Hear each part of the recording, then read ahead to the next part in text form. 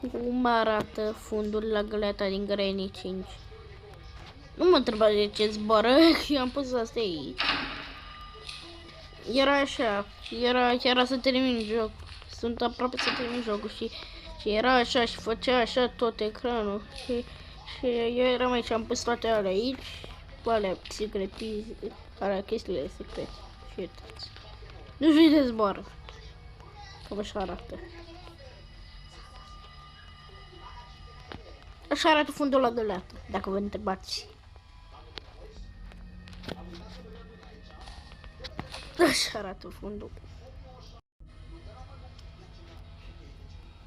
Cum arată fundul la găleata din Granny 5?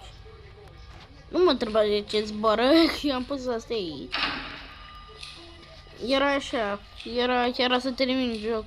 Sunt aproape să termin jocul și era așa și făcea așa tot ecranul. Și eu eram aici, am pus toate alea aici.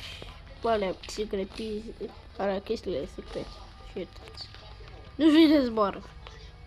Cam așa arată. Așa arată fundul la găleată, dacă vă întrebați.